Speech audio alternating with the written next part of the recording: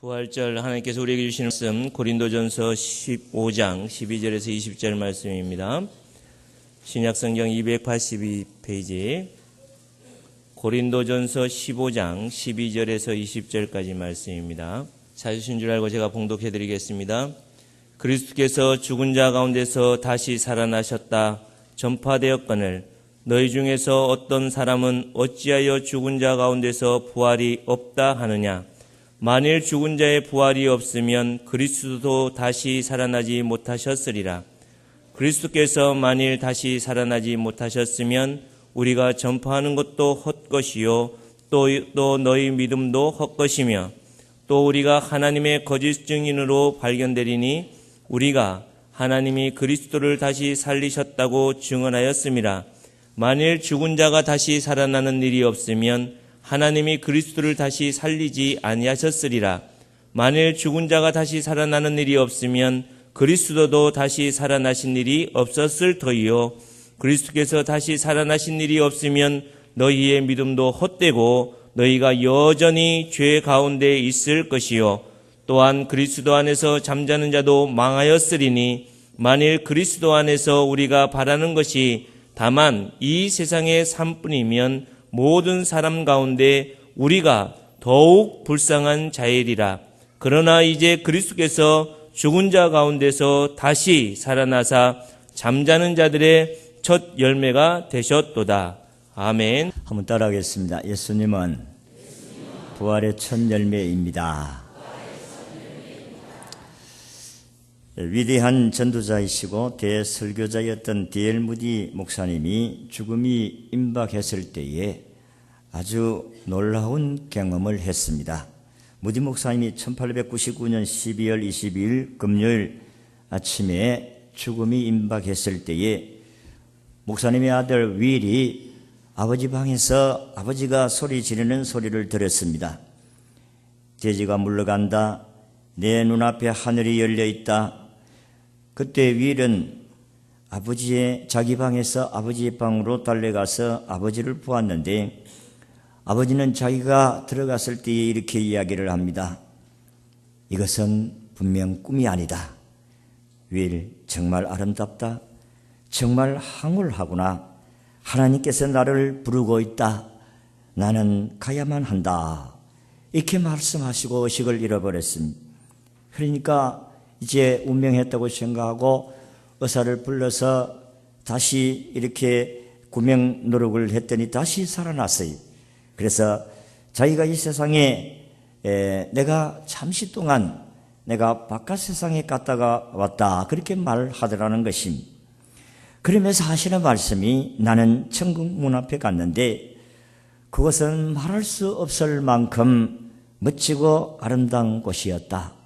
그리고 내 앞서간 아이들도 내가 만났다. 그렇게 하니까 누구를 만났느냐고 묻으니까 무디 목사님은 먼저 죽은 아이인 린과 드와이트를 내가 만났다고 말했다고 합니다. 무디 목사님은 이렇게 말한 후에 영원한 넷으로 갈 신호를 받고 무엇으로도 나를 더 이상 이곳에 잡아들일 수가 없다. 나를 데리고 갈 마차가 방 안에 와 있다. 그렇게 말하면서 밝은 얼굴로 세상을 떠났다고 합니다. 참으로 행복한 죽음이 아닐 수가 없습니다. 하나님께서 자기를 데리고 갈 마차가 와 있다고 말씀을 하면서 그곳은 너무 아름답고 행복하다 하면서 이 세상을 떠났다고 했으니 오늘 부활절을 맞이하면서 저와 여러분들도 이 주님이 우리에게 임하셔서 우리도 이 세상을 떠날 때 이런 영광스러운 죽음이 우리 모두에 있기를 주의 이름으로 축원합니다. 저도 이런 죽었다가 다시 깨어난 사람들 또 천국 갔다가 온 사람들의 이야기를 들으면서 나도 죽으면 인생을 이렇게 마치면 참 좋겠다. 주여 나도 인생을 이 땅에 떠나면서 주님이 나를 이끌어가는 그 장면을 이야기하면서 갈 수 있게 해주시옵소서. 그렇게 기도를 할 때가 많습니다. 오늘 예수님께서 사망의 권세를 이기시고 부활하신 날입니다. 이날은 영생의 길이 열려진 날입니다. 이날은 저와 여러분들이 다시 부활할 수 있도록 주께서 첫 번째로 부활의 열매를 우리에게 나타내 주셨습니다. 그래서 주님의 부활의 능력이 오늘 우리 모두에게 또 저에게 충만하시기를 진심으로 축원합니다. 그래서 오늘 아침에는 부활의 첫 열매 되신 예수님의 부활의 의미가 어떤 것을 우리에게 의미해 주는가, 어떤 교훈을 주시는가 하는 부분을 말씀을 드리겠습니다. 첫째, 예수님의 첫째 부활은 이 생이 아니라 다음 세상을 바라보게 하는 것이다 하는 것입니다. 우리 그리스도인들이 늘 바라는 것이 이 땅의 것들 뿐이라면 우리는 아마 혼돈스러울 겁니다. 왜냐하면 우리는 이 세상에 있는 불신자들과 우리와의 삶이 뭐 다른 바가 없지 않습니까? 더 많이 가지고 싶고 더 높아지고 싶고 더 또 아름다워지고 싶고 이 세상 사람들의 기준을 생각하면 똑같습니다. 그렇다면 오늘 우리는 예수 믿는 사람과 불신자의 차이가 하나도 없습니다. 그런데 분명한 그리스도인과 비그리스도인들의 차이라는 것은 이 땅의 것을 뛰어넘는 영적 세계라 하는 것입니다. 다시 말해서 미래가 있느냐 미래가 없느냐, 그 차이가 불신자와 신자의 차이가 된다는 것입니다. 사도 바울은 로마서 8장 18절에 생각한데 현재의 고난은 장차 우리에게 나타날 그 영광과 좋게 비교할 수가 없다, 그렇게 말씀을 했어요. 고린도후서 4장 18절에도 우리가 주목하는 것은 보이는 것이 아니요 보이지 아니하는 것이니 보이는 것은 잠깐이요 보이지 아니한 것은 영원하다고 말씀을 했습니다. 그렇기 때문에 우리 불신자와 우리의 차이는 보이는 세계, 보이지 않는 세계. 우리는 안 믿는 사람들은 보이는 세계가 전부지만은 우리 믿는 사람들은 보이지 아니한 세계를 바라보고 사는 것이 우리 불신자와 우리의 차이인 줄로 믿습니다. 우리는 미래가 확실하게 있고 천국이 확실하게 있고 장차 부활할 것을 확실하게 믿고 그렇게 살아가는 것이 불신자와 우리의 차이인 줄로 믿습니다. 우리 이제 노인대학을 하면서 지난주에도 우리가 부활이 있다, 그래서 우리에게는 미래가 있다, 그래서 참 지혜로운 사람은 이렇게 미래를 가지고 사는 사람과 지혜로운 사람이다, 그래서 믿음과 불신의 차이는 너무너무 크다. 그래서 천국이 있는 사람하고 천국이 없는 사람, 천국이 있다고 믿는 사람하고 천국이 없다고 믿는 사람하고 누가 더 이 땅에서 가치 있게 살아갈 수 있느냐. 근데 그 가운데 어떤 할머니가 천국 가봤나? 천국이 있나? 그런 이야기를 하시더라고요. 그래서 천국은 있습니다. 천국이 있는 것을 믿으시기를 바랍니다.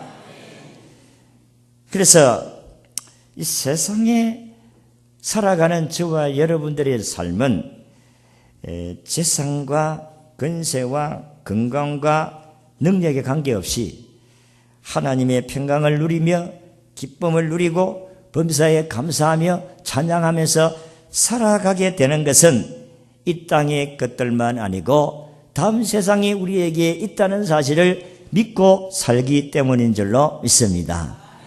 그렇습니다. 우리가 이 땅의 것이 전부라고 하면은 우리만큼 얼마나 불쌍하겠습니까?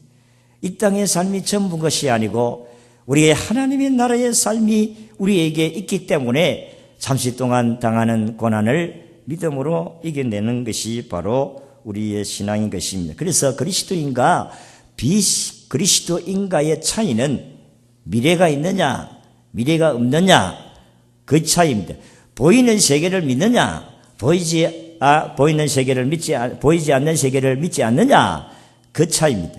우리는 보이지 아니한 천국을 믿습니다.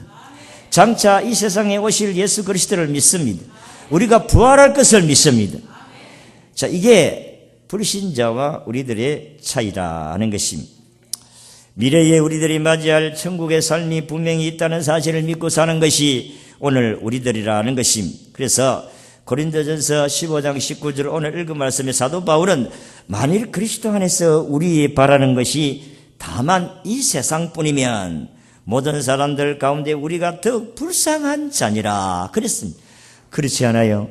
여러분들이 다음 세계가 있는 줄을 알고 우리가 주일 나와서 예배드리며 헌금하고 봉사하고 헌신하고 없는데, 안 믿는 사람이 생각할 때에 없는데, 죽으면 끝나는데, 천국도 없는데 참 이 예수 믿는 사람 참 불쌍하다. 불쌍한 거 틀림없는 거예요. 없는 천국을, 없는 예수를 우리가 살아있다고 하고 이 세상을 심판하러 오신다고 하고 천국이 있다고 하고 얼마나 불쌍한 자냐. 사도 바울이 고린도 교회 성도들을 향하여서 그렇게 말씀을 하고 있습니다. 그렇습니다. 여러분, 그리스도인의 능력은 이 땅의 것들로부터 오는 것이 아니라 하나님의 나라의 영원한 것으로부터 오는 줄로 믿으시기를 바랍니다. 천국에 보장된 영원한 삶으로부터 온다는 것입니다. 그러므로 우리의 바라는 것은 언제나 이 땅의 것에 머물지 아니하고 천국의 영원한 것에 머문다는 사실입니다. 비록 지금 이 땅에 살아간다 할지라도 이 땅에 사는 삶도 천국을 소망하는 삶의 준비일 뿐이다. 그래서 사도 바울은 오늘 20절에 영원한 천국을 소망하며 살아가는 우리들에게 이제 그리스도께서 죽은 자의 첫 열매가 되셨다 그랬습니다. 그래서 우리의 소망이 부활로부터 소망이 시작이 되어지고 이 부활은 우리의 소망이 시작일 뿐만 아니라 진실로 삶의 참된 가치의 출발이다. 그렇게 볼 수가 있습니다. 그래서 부활은 우리의 미래를 여는 관문이다. 이 부활을 믿지 못하면 미래라는 세계가 우리에게는 없습니다. 그래서 우리는 부활을 믿기 때문에 우리는 다음 세계를 바라보고 힘차게 살아가게 되는 줄로 믿습니다. 두 번째는 예수님의 첫째 부활은 우리의 죄값이 지불되었다는 하나님의 선언이다. 여러분, 하나님께서 부활하신 예수님을 통해서 우리를 보십니다.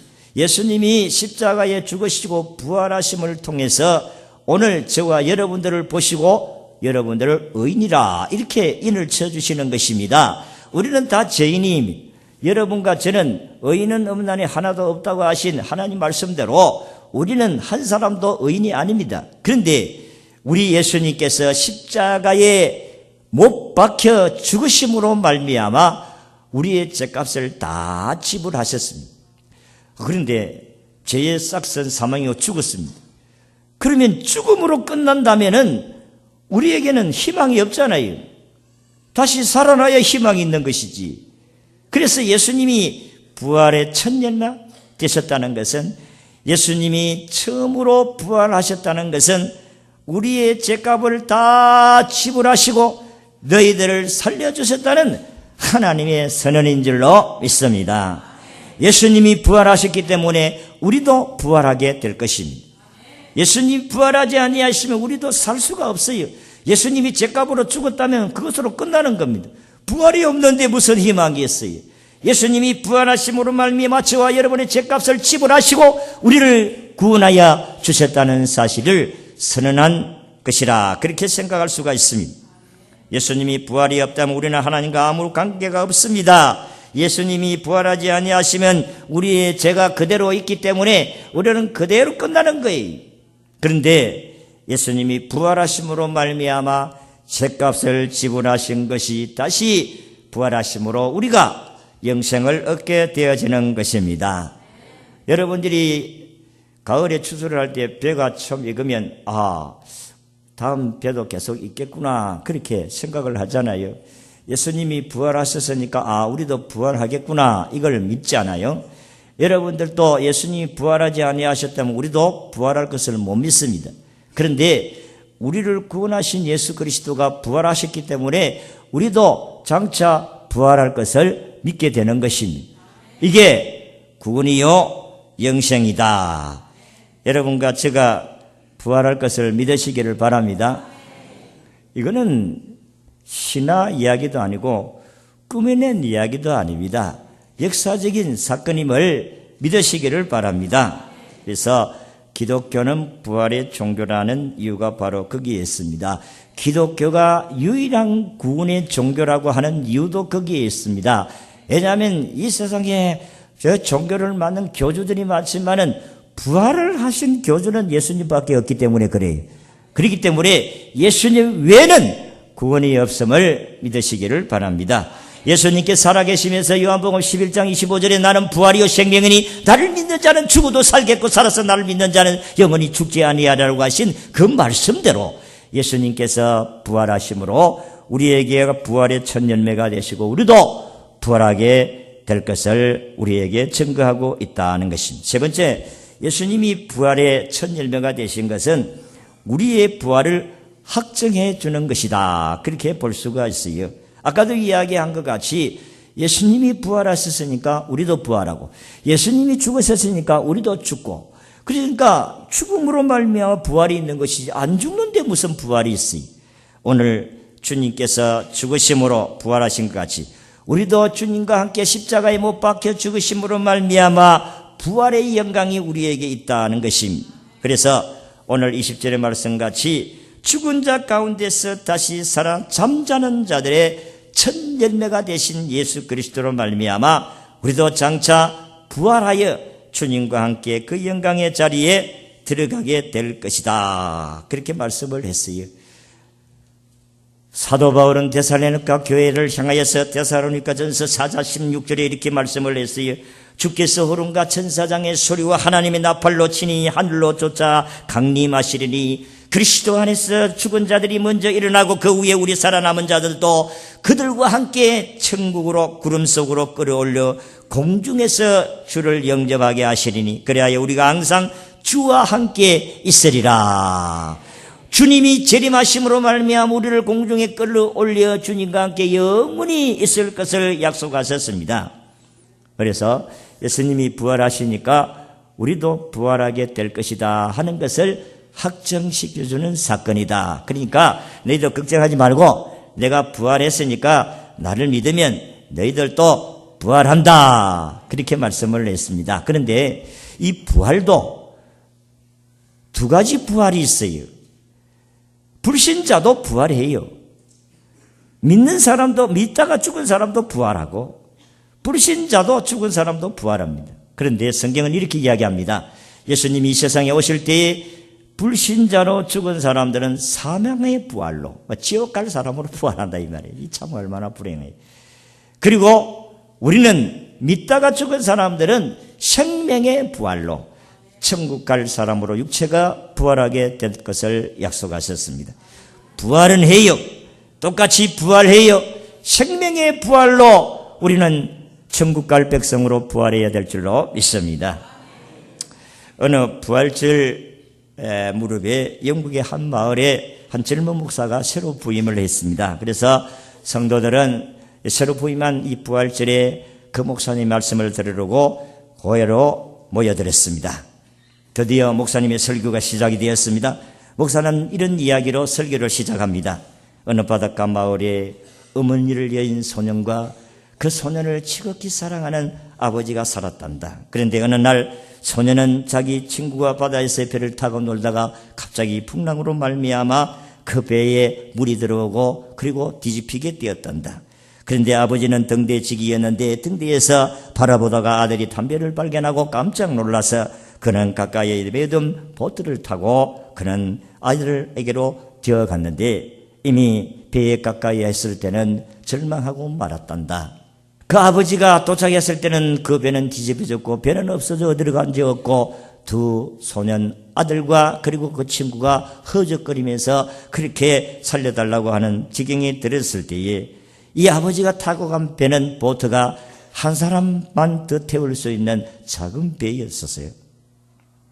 그래서 친구는 생각하기를 이 소년의 친구는 생각하기를 아이고 내가 탈 수 있는 장소는 없구나. 내가 들어갈 수 있는 자리는 없구나. 그래서 이 아들의 친구의 소년은 포기를 했습니다. 설마 자기 아들을 구원해가지고 데려가지 나 같은 거를 어떻게 구원해 주겠느냐 절망을 하고 포기를 했는데 아버지는 분명히 자기 아들을 건져줘 데리고 갈 줄 알았는데 아버지는 아들을 바라보면서 이렇게 이야기를 합니다. 아들아 미안하다. 너는 죽어도 지금 천국을 갈 수 있지만은 내 친구는 예수님 안 믿으니까 지옥 갈 수밖에 없잖아. 미안하다 아들아. 천국에서 만나자. 그러니까 아들은 기가 막혀서 아버지를 가만히 쳐다보면서 그는 미소를 띠며 이렇게 이야기합니다. 그래요, 아빠, 천국에서 만나요. 그래서 물속으로 사라져 버렸습니다. 아버지는 아들의 친구에게 다가 그를 건져 배에 태우고 쏟아지는 눈물을 감추면서 그는 육지로 돌아오고 말았습니다. 이 말씀을 하실 때에 이 목사는 이 이야기를 들면서 그는 펑펑 울면서 말씀을 이야기를 했습니다. 그러니까 저 뒤에 앉아있던 청년들이 몇 사람이 앉았으면서 야, 저런 이야기가 어디 있나? 저건 다 지어낸 이야기잖아. 그러니까 그 옆에 나이 많은 머리가 허연 할아버지 한 분이 이 청년들을 향하여서 이렇게 말을 합니다. 청년들, 그렇지 않다네. 젊은이들, 내가 그 아버지고 저 젊은 목사는 그때의 내 아들의 친구였다네. 부활신앙은 이와 같이 아름답고 고귀한 사랑을 남길 수가 있습니다. 다시 부활할 수 있다는 신앙이 없으면 그 아들을 어떻게 포기할 수가 있겠어요? 그러나 안 믿는 이 소년 친구, 아들의 친구를 살려줘서 그가 구원을 받고 목사가 되어서 복음을 전가하는 이 아름다운 신앙은 부활이 아니면 가질 수 없는 삶의 모습인 것입니다. 사랑하는 성도 여러분, 부활 사건은 이야기가 아니올시다. 거짓말이 아닙니다. 역사적인 사건이요 실제적인 사건인 줄로 믿습니다. 고린도전서 15장 3절 8절에서 말씀같이 내가 받은 것을 먼저 너희에게 전하였노니 이는 성경대로 그리스도께서 우리의 죄를 위하여 죽으시고 장사 지난 바 되었다가 성경대로 사흘 만에 다시 살아나서 게바에게 보이시고 게바는 예수님의 제자 베드로를 가리킵니다. 후에 12 제자에게와 그 후에 500여 형제에게 일시에 보이셨으니 여러분이 500여 형제라는 숫자라는 것은 20세의 남자를 이야기합니다. 그러니까 그때의 여자들과 어린아이들과 그리고 연약한 사람들을 합치면 2,000명도 넘고 수천 명의 사람들이 예수 그리스도의 부활을 보았다는 사건입니다.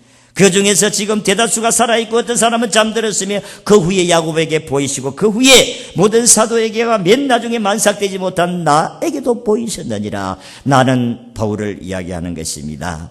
그는 예수님 핍박자요 폭행자요 해방자였던 그분이 예수 부활의 예수님을 만나고 난 후에 그는 부활의 예수님을 증거하는 그런 사도가 되었습니다. 그는 목숨을 바쳐 그리스도가 부활하심을 그리고 죽으시고 부활하심을 증거하신 줄로 믿습니다. 예수님의 부활은 확실합니다. 예수님이 부활하셔서 우리 가운데 계심을 믿으시기를 바랍니다. 여러분의 삶이 힘들고 어렵습니까? 여러분, 주님이 부활하셨습니다. 부활하신 주님이 여러분들 곁에 계십니다. 이 주님과 함께 여러분의 삶이 아무리 환경이 어려워도 여러분들은 이 주님과 함께 믿음으로 부활의 영광을 누리시며 살아가시기를 주의 이름으로 축원합니다.